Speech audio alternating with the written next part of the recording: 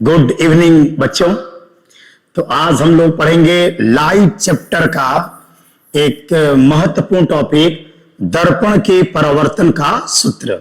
ये आपके class 10th और क्लास 12th दोनों बच्चों के लिए उपयोगी है।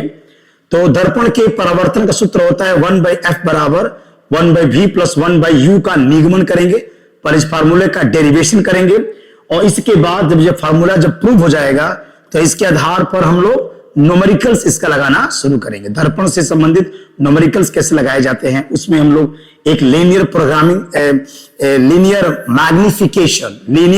मैग्निफिकेशन क्या होता है इसके बारे में पढ़ाया जाएगा आपको। इसका क्या एप्लीकेशन है। एम जो होता है वह किसी भी इमेज के नेचर के बारे में डिफाइन करता है। मैं लीनियर मैग्निफिकेशन रेखीय आवर्धन हमें भी बताता है कि प्रतिबिंब की प्रकृति क्या है, उल्टा है, सीधा है ना, आभासी है, ये सब कुछ माने किसी प्रतिबिंब की प्रकृति के बारे में ये हमको मैसेज हमको दे देगा। तो इसके बारे में डिटेल में पढ़ेंगे। What is the meaning of linear magnification. Okay, first of all we will discuss the derivation of refraction formula for mirror. दर्पण के परावर्तन का सूत्र, इसमें कौन क्या होता है तो यू जानते ही होता है, ऑब्जेक्टिव डिस्टेंस होता है, यानी कि यू जो होता है वह दर्पण और वस्तु के बीच की न्यूनतम दूरी है। और वी क्या होता है तो वी होता है प्रतिबिंब और दर्पण के बीच की न्यूनतम दूरी, और एफ है फोकल लेंथ, दर्पण की फोकस दूरी। चलिए हम लोग शुरू करते हैं। दर्पण के परिवर्तन के सूत्र का डेरिवेशन, इस फार्मूले का निगमन कर सकते हैं और इसके बाद इसको न्यूमेरिकल्स हम लोग लगाना शुरू करेंगे। ओके, चलिए बेटा, तो सबसे पहले ये फार्मूला हम लोग प्रूव करते हैं अवतल दर्पण के लिए। अवतल दर्पण के लिए परावर्तन के सूत्र का अगर निगमन किया जाए तो एक हम लोग अवतल दर्पण का चित्र हम लोग बना लेते हैं। ये रहा अवतल दर्पण, कॉनकेव मिरर, और कॉनकेव मिरर का हम लोग एक डायग्राम बना लेते हैं। ये क्या बेटा, पोल है, ध्रुव है P, और उसके बाद मान लीजिए कि ये आपका C है और ये है आपका फोकल पॉइंट। फोकल पॉइंट है, यहां फोकल पॉइंट कोई काम नहीं है। चलिए, फोकल पॉइंट कोई काम नहीं है तो हम लोग क्या करेंगे, जो इमेज बनाएंगे उसमें बिंदु वस्तु मान लेते हैं कि हमारा जो ऑब्जेक्ट है, हमारा वस्तु क्या है, बिंदु वस्तु है, पॉइंट ऑब्जेक्ट है। तो पॉइंट ऑब्जेक्ट मान करके हम डेरिवेशंस को करने जा रहे हैं। तो बहुत एक महत्वपूर्ण डेरिवेशन है, इसको ध्यान से समझिएगा। ये रहा आपका P और ये है बेटा C। C क्या होता है, वक्रता केंद्र, वक्रता केंद्र होता है। और P से लेके C तक की जो दूरी होगा वो कहलाएगा -KR, वक्रता त्रिज्या बाईं तरफ है तो माइनस में लेते हैं। मान लीजिए एक वस्तु है O पर, O एक बिंदु वस्तु है, इसका चित्र बना देते हैं। तो एक प्रकाश की किरण जा रही है और दर्पण से जाकर के बिंदु A से जाके टकरा रही है। दर्पण में क्या होता है, प्रकाश का परावर्तन होगा, परावर्तन के अविलंब चाहिए तो C से A को मिला दो, C से A को मिला दीजिए, ये क्या हो जाएगा, अभिलंब होगा। जो CA होगा, CA यह अभिलंब का काम करेगा, अभिलंब होगा, अभिलंब यानी कि नॉर्मल का ये काम करेगा। ये क्या हो जाएगा, नॉर्मल होता है। किसी भी गोला की जो त्रिज्या होती है वह नॉर्मल की तरह कार्य करती है। उसके बाद इसका एक कौन सा कोण हो जाएगा बेटा, आपतन कोण I होगा, तो इसका एक उतने ही कोण पर परावर्तन हो जाएगा और इसका इमेज यहां बन जाएगा I। ये कोण क्या होगा बेटा, R हो जाएगा।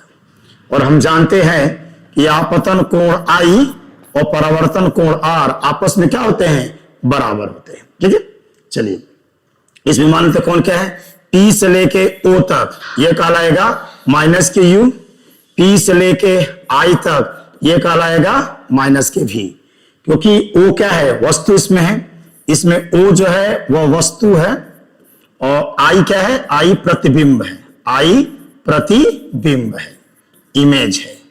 और ये आपका C क्या है, वक्रता केंद्र, C क्या है, वक्रता केंद्र। तो इसके बारे में जानकारी हम लोग को होगा कि दर्पण और वस्तु के बीच की दूरी ये पूरा U कहलाएगा, यानी यहां से लेकर के यहां तक ये डिस्टेंस, क्योंकि बाईं तरफ है तो माइनस में, और ये V होगा बेटा, यहां से लेके यहां तक -KV होगा, -KV, और यहां से लेकर यहां तक ये क्या कहलाएगा आपका -KR हो जाएगा। ठीक है, तो P से लेके O तक माइनस यू, पी से लेके सी तक आपका माइनस के आर, और पी से लेके आई तक माइनस के भी हो जाएगा। अब हमें सिद्ध करना है दर्पण के परावर्तन के सूत्र का डेरिवेशन कर देते हैं आसान तरीके से। चलिए, माना कि ये कोण अल्फा है, माना कि ये कोण बीटा है, और मान लेते हैं ये कोण गामा है। एकदम इजी, एकदम आसान डेरिवेशन, बहुत अच्छे तरीके से समझ में आ जाएगा इन तीनों फार्मूला का आपस में डेरिवेशन क्या है। तो चलिए लेट्स स्टार्ट, हम लोग करते हैं डेरिवेशंस को। ठीक है, चलिए, ये O है, ये C है, और ये क्या बेटा I है। चलिए मैं लिख चुका हूं, P से लेके O तक माइनस के U, P से लेके C तक माइनस के R, और P से लेके I तक माइनस के भी है। मुझे इस फार्मूले का डेरिवेशन करना है, दर्पण के परावर्तन के सूत्र का निगमन करना है। बहुत आसान तरीका है, ध्यान से बस देखिएगा, तुरंत प्रूव हो जाएगा। ये दर्पण के परावर्तन के सूत्र का निगमन कर देते हैं। चलिए बेटा, त्रिभुज देखते हैं। तुम एक त्रिभुज इसमें लीजिए, त्रिभुज OAC में एक ऐसे त्रिभुज देख लीजिए, ऐसे बना हुआ एक त्रिभुज है O, और यहां पर A, और ये क्या है C है। ये कौन सा कोण बना है अल्फा, ये वाला कोण कौन सा बना है I, और ये वाला कोण बना है आपका बीटा। देख लीजिए, त्रिभुज OAC में अल्फा है, I है, और ये बीटा है। ये त्रिभुज कौन सा कोण है बहिष्कोण। हम जानते हैं किसी भी त्रिभुज का जो बहिष्कोण होता है, किसी भी त्रिभुज का बहिष्कोण अपने अंतःकोण को छोड़कर बाकी दोनों अंतःकोण के योगफल के बराबर होता है। यानी कि जो बीटा होगा या बराबर होगा अल्फा प्लस I के। ये सारे बच्चे इस बात को समझ पा रहे हैं ना, किसी भी त्रिभुज का बहिष्कोण जो होता है वह अपने अंतःकोण को छोड़कर बाकी दोनों अंतःकोण के योगफल के बराबर होता है। अगर चाहते हो कि इसको सिद्ध करके दिखाइए, तो यहां मैं छोटा सा इसका डेरिवेशन कर देता हूं। हालांकि ये सब जानते होंगे, फिर भी मैं डिराइव कर देता हूं। O है, C है, और ये A है। ये क्या है बेटा अल्फा, और ये क्या है I, और ये क्या है बीटा। हमें क्या सिद्ध करना है कि बीटा जो है वो अल्फा प्लस I के बराबर है। केवल आसान तरीके से प्रूव कर देते हैं। मान लो बेटा ये कोण थीटा है, इस कोण को मैं थीटा मान लेता हूं। किसी भी त्रिभुज के तीनों अंतःकोणों को जोड़ने पर 180 अंश होता है। ये हो जाएगा alpha plus I plus theta का मान 180 अंश हो जाएगा। और ये थीटा बेटा थीटा है, और एक सीधी रेखा पर कोण कितना बनता है 180 अंश का, तो थीटा एंड प्लस के बीटा बराबर 180 अंश। चूंकि इनका दायां पक्ष बराबर है, अतः इनका बायां पक्ष भी क्या होगा बराबर हो जाएगा। तो alpha plus I plus theta बराबर थीटा प्लस के बीटा। थीटा से थीटा कैंसिल, देखिए बीटा बराबर अल्फा प्लस के क्या हो जाएगा I हो जाएगा। ठीक है, ये मैंने टाइप कर दिया कि बीटा बराबर अल्फा प्लस के I होगा। मुझे यहां से I का मान चाहिए बेटा, तो I बराबर हो जाएगा बीटा माइनस के अल्फा। समीकरण नंबर 1, समीकरण नंबर 1 मैंने I का मान कोण I, मैंने आपतन कोण का मान मैंने निकाल दिया कि I बराबर beta minus alpha. Equation first इसको आप बना लीजिए, जल्दी से इसको उतार लीजिए, जल्दी से बेटा इसको कॉपी कर लीजिए। I बराबर बीटा माइनस के अल्फा। ठीक है, कॉपी कर लिया बेटा। चलिए तो यहां मैं लिख देता हूं, हमने एक डेरिवेशन कर लिया है। I यहां लिख देता हूं, I बराबर हमको मिल गया बीटा माइनस के अल्फा हमको मिल गया है। अब क्या करेंगे, अब पुनः एक त्रिभुज में ले रहा हूं, एक और हम लोग त्रिभुज ले लेते हैं बेटा। देख लीजिए कौन सा त्रिभुज लेते हैं हम लोग। एक त्रिभुज लिया जाए, ठीक है, एक और त्रिभुज। अब देखिए अब त्रिभुज हम लेंगे कौन सा, CAI, त्रिभुज CAI में, त्रिभुज CAI देखो, त्रिभुज CAI में ले लीजिए। इधर ऐसा ही बना हुआ, देखो इस तरीके से एक त्रिभुज बना हुआ है। ये C है, ये A है, और ये क्या है I है। ये वाला कोण कितना है बेटा बीटा, और ये कितना है R, और ये कितना है गामा। एकदम सेम वही नियम, किसी भी त्रिभुज का जो बहिष्कोण होगा, किसी भी त्रिभुज का बाहर वाला कोण बहिष्कोण अपने अंतःकोण को छोड़कर बाकी दोनों के अंतःकोणों के योगफल के बराबर होता है। तो गामा बराबर बीटा प्लस के R, यानी कि बीटा प्लस के R बराबर गामा, तो R बराबर गामा माइनस के बीटा। ये हो गया कोण R का मान। कोण किसका मान निकल गया, आर का मान। तो आर का मान हम लोग निकाल दिए कि आर बराबर हो गया गामा माइनस के बीटा, गामा माइनस के बीटा। अब क्या करेंगे बेटा, अब देख लीजिए इसके बाद क्या होगा, बस आंसर आ गया। बहुत आसान डेरिवेशन है इसका, बहुत ही आसान डेरिवेशन। अब देखिए बेटा, अब क्या करेंगे, अब इसके बाद हम जानते हैं कि आपतन कोण परावर्तन कोण के क्या होता है, बराबर होता है। परावर्तन का नियम है कि आपतन कोण परावर्तन कोण के बराबर होगा। तो कोण आई का मान देख लीजिए, आई का मान है बीटा माइनस अल्फा और आर का मान है गामा माइनस के बीटा। बीटा जरा दीजिए तो हो जाएगा 2 बीटा बराबर अल्फा प्लस के गामा। समीकरण नंबर 3 मान लेते हैं, समीकरण नंबर 3, क्योंकि समीकरण नंबर 1 है, ये समीकरण नंबर 2 है, तो हम लोग का समीकरण नंबर 3 बन गया। बस आपका आंसर। अब मान लेंगे, माना कि let alpha approaching 0, beta approaching 0 और गामा अप्रोचिंग 0। माना कि अल्फा का मान 0 के आसपास है। अगर अल्फा का मान 0 के आसपास है, अगर अल्फा एकदम 0 कर दोगे तो हमारा बिंदु ए एकदम पी के करीब आ जाएगा, है ना। अगर अल्फा 0 है, बीटा 0 है, गामा 0 है, तो यदि अल्फा 0 है, बीटा 0 है, गामा 0 के आस बहुत करीब है, तो बिंदु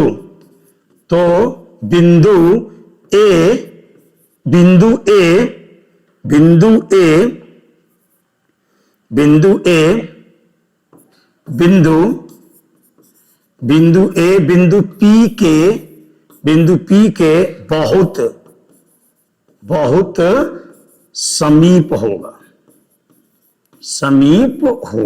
एकदम क्लोजर हो जाएगा बिंदु ए। यहां देखो, अगर अल्फा 0 करेगा तो बिंदु ए एकदम यहां पे आ जाएगा, और जब बिंदु ए एकदम पी के करीब हो जाएगा तो एपी लंब जैसा काम करने लगे। ये मैं पिछले वीडियो में सिद्ध भी किया था। तो बिंदु ए पी के बहुत समीप होगा और जो एपी लंब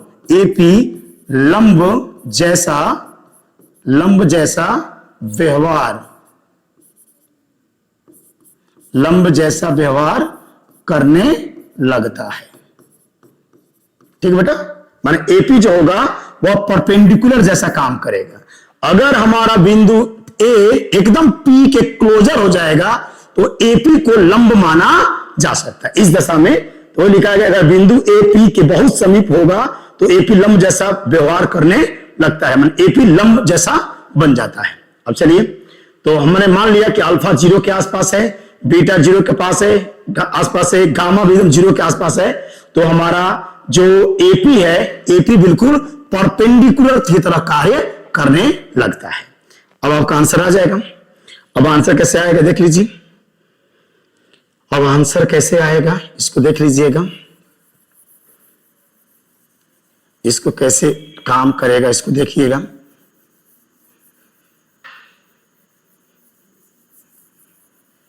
ठीक है, देखो बेटा एकदम आराम से, ठीक है।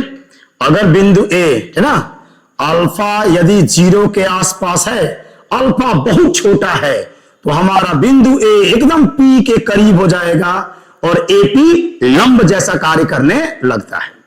अब चलिए एक और फार्मूला बता दे, एक सूत्र होता है, बहुत इंपॉर्टेंट फार्मूला है कि लिमिट थीटा अप्रोचिंग 0 और tan थीटा बाई थीटा बराबर 1। ये गणित का सूत्र है, क्लास 11th में ये पढ़ाया जाएगा 10th के बच्चों को। इसका मीनिंग बता दे कि अगर कोण बहुत ही छोटा है तो हम tan थीटा को थीटा मान सकते। इसका बस यही मतलब है कि छोटे कोण के संदर्भ में tan थीटा थीटा के बराबर होता है। चलिए आ जाएगा। तो मैंने पहले मान लिया कि अल्फा 0 के आसपास है, तो अल्फा किसके बराबर होगा, tan अल्फा, और tan बराबर क्या होता है, लंब बटे आधार होता है। तो अल्फा यानी कि tan अल्फा, tan बराबर लंब बटे आधार, लंब क्या बेटा एपी, तो अल्फा एपी चूंकि लंब बन गया है तो एपी लंब हो जाएगा, और आधार अल्फा का आधार देखो, आधार होगा ओ से लेके कहां तक, पी तक, ओ से लेके पी तक, यानी इसका आंसर हो जाएगा एपी बाई माइनस के यू, क्योंकि ओ से लेके पी तक की दूरी को क्या कहते हैं, वस्तु वस्तु और दर्पण के बीच की दूरी को यू कहा जाता है। चलिए बाईं तरफ है तो माइनस लग जाएगा।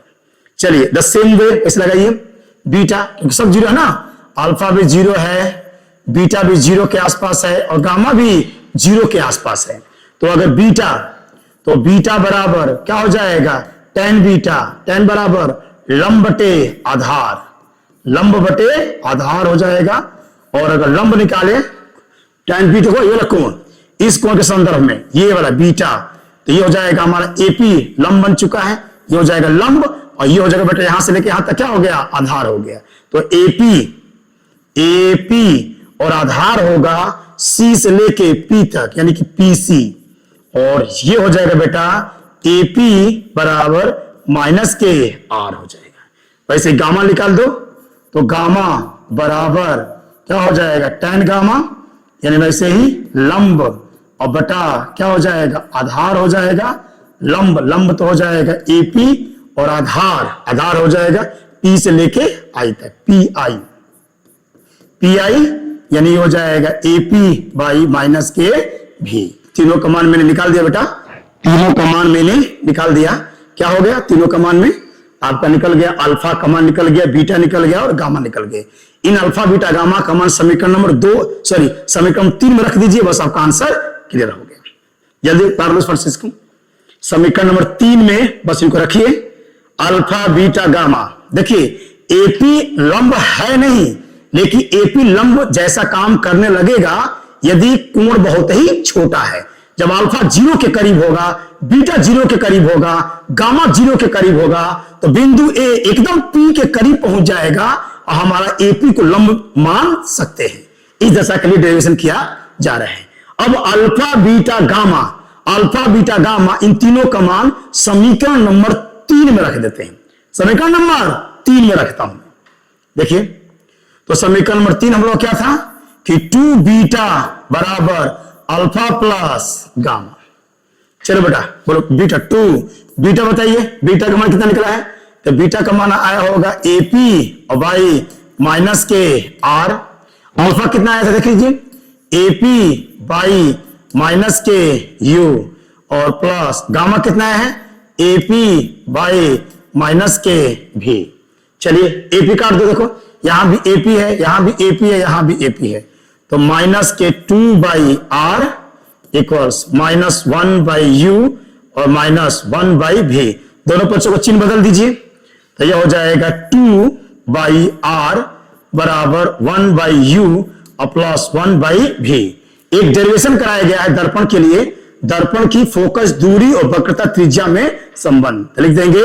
बट हम लोग को पता है पहले ही कि एफ बराबर क्या होता है, आर बाई 2 होता है, तो आर बराबर क्या हो जाएगा, 2f हो जाएगा। आर का मान रख दीजिए, यह हो जाएगा 2 और आर का मान हो जाएगा 2f बराबर 1 बाई भी प्लस 1 बाई यू। आपका 2 से 2 कैंसिल और आपका आंसर आ गया 1 बाई एफ बराबर 1 बाई भी प्लस 1 बाई यू। प्रूव्ड आ गया ना। ये रहा दर्पण के परिवर्तन का सूत्र। तो दर्पण के परिवर्तन का सूत्र आ गया 1 बाई एफ बराबर 1 बाई भी प्लस 1 बाई यू का डेरिवेशन। ठीक है बेटा, थैंक यू वेरी मच। एक आसान डेरिवेशन रहा। इसके बाद हम पढ़ेंगे कौन सा, दर्पण के लिए लीनियर मैग्निफिकेशन, रेखीय आवर्धन के सूत्र का निगमन करेंगे और उसके बाद चिन्ह परिपाटी को और अच्छे से पढ़ेंगे और उसके बाद न्यूमेरिकल लगाना हम लोग शुरू कर देंगे। ठीक है बेटा, थैंक यू वेरी मच। हमेशा खुश रहिए, बी हैप्पी, मन ला के पढ़िए।